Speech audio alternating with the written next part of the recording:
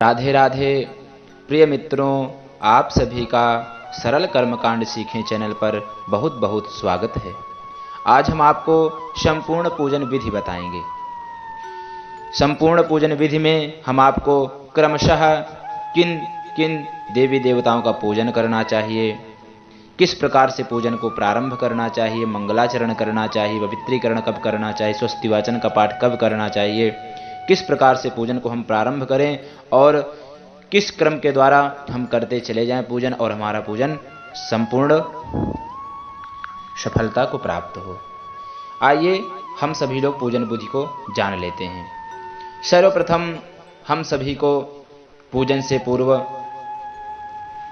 आप सब जानते हैं स्वच्छ आदि वस्त्र पहनने चाहिए और शुद्ध आसन पर बैठ जाना चाहिए। तदुपरांत मंगलाचरण करना चाहिए।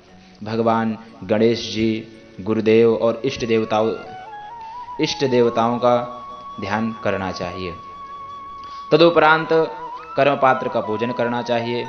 जिस पात्र में जिसे हम पंच पात्र कहते हैं, उसमें हम जल रखते हैं और एक चम्मच होता है उसी में, उस पात्र का सर्वप्रथम पूजन करना चाहिए। तदुपरांत पवित्रीकरण करना चाहिए।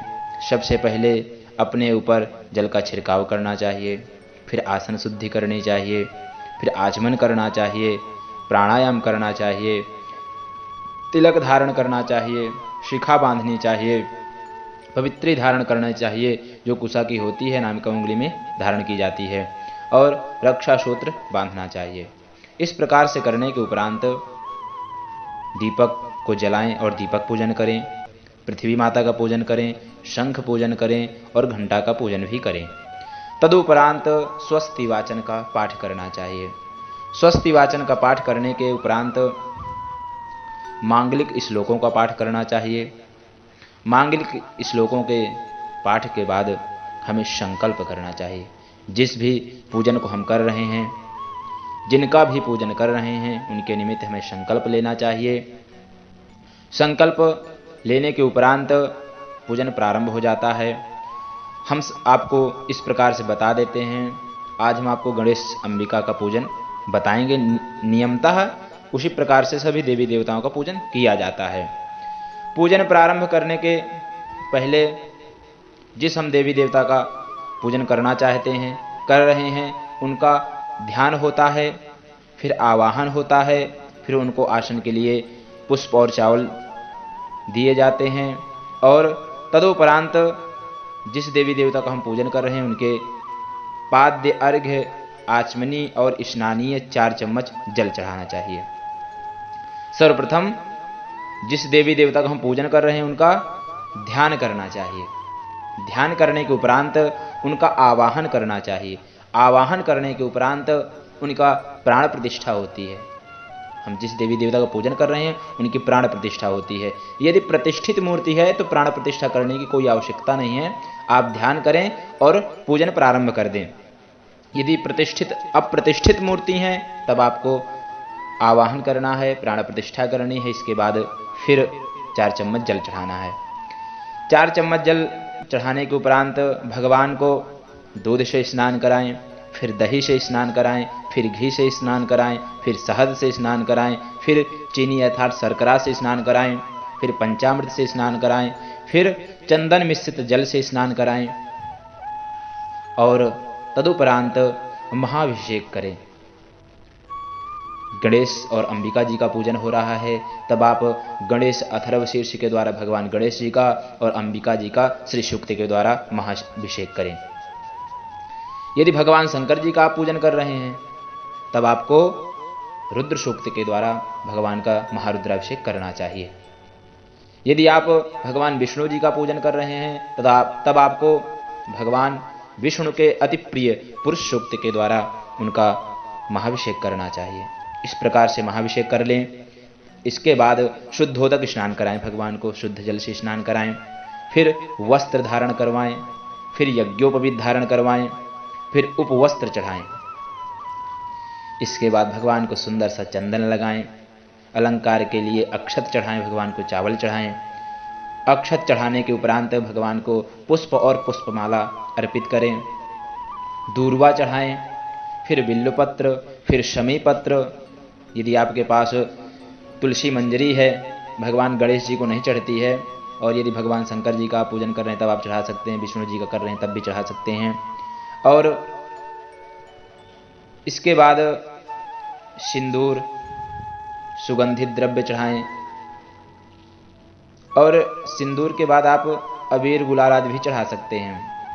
फिर सुगंधित द्रव्य चढ़ा दें, फिर धूप भगवान को दिखाएं, दीप भी दर्शाएं। इसके बाद हाथ धुल लें और भगवान को बहुत सुंदर सुंदर, जो भगवान को बहुत ही प्रिय हैं, भोग लगाएं, भगवान को नैवेद्य अर्पित करें। इसके बाद ऋतु फल, जो भी फल इस समय आपकी ऋतु में चल रहा हो, जो भी ऋतु आती है उसी के अनुसार फल आते हैं।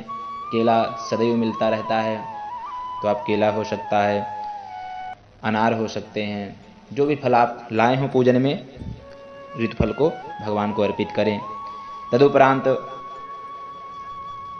1 चम्मच जल छोड़ दें, तांबूल भगवान को चढ़ाएं, पान के पत्ते, लौंग, सुपारी, इलायची आदि भगवान को अर्पित करें। इसके बाद करोद वर्तन होता है, दोनों भगवान को अनामिका उंगली में अपनी चंदन लगाएं और भगवान के ऊपर उन अनामिका उंगली से उस चंदन का सिंचन करें, अर्थात छिड़क दें।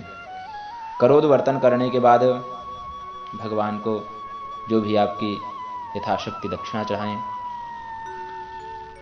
फिर प्रार्थना की जाती है। यदि भगवान गणेश जी का पूजन कर रहे हैं तब भगवान को विशेष अर्घ्य देना चाहिए। विशेष अर्घ्य में जल, अक्षत, पुष्प, फल, दूर्वा और 1 का सिक्का डाल करके विशेष अर्घ्य दें। तदुपरांत प्रार्थना करें भगवान की। प्रार्थना करने के उपरांत जो हमने पूजन किया है उस पूजन को भगवान को समर्पित कर दें। इसके बाद प्रार्थना हो गई। प्रार्थना के बाद भगवान की आरती करनी चाहिए। आरती करने के उपरांत उस आरती के ऊपर से जल को घुमा करके सभी के ऊपर छिड़कना चाहिए। सबको फिर आरती लेनी चाहिए। आरती लेने के बाद हाथ धुल लें और पुष्प लेकर के पुष्पांजलि करें। पुष्पांजलि भगवान को अर्पित करें। तदुपरांत परिक्रमा करें। यदि भगवान गणेश जी का पूजन कर रहे हैं तब आप 3 परिक्रमा करें, विष्णु जी की 4 परिक्रमा करें, भगवान शंकर जी की अर्ध प्रदक्षिणा करें, और भगवान सूर्य की कर रहे हैं तब आप 7 परिक्रमा करें। यदि माता दुर्गा जी की कर रहे हैं तब आप 1 परिक्रमा करें। परिक्रमा के उपरांत भगवान से क्षमा याचना करनी चाहिए, और क्षमा याचना करने से पूर्व भगवान को साष्टांग प्रणाम करना चाहिए। माताएं बहनें पंचांग प्रणाम करें और पुरुष बंधु साष्टांग प्रणाम करें। अर्थात माता बहनों को लेट करके प्रणाम नहीं करना चाहिए, घुटनों को टेक करके ही प्रणाम करना चाहिए, शास्त्र का नियम है। और पुरुष लोग साष्टांग प्रणाम करें। तदुपरांत भगवान से क्षमा याचना करें। हे भगवान, जो क्षमा गलती हुई है उसे क्षमा कर दें। और फिर भगवान से सुंदर सी उनके लिए एक प्रार्थना है, तुमेव माता च पिता तुमेव, तुमेव बंधुश्च सखा तुमेव विद्या द्रविड़म तुमेव सर्वम मम देवदेव।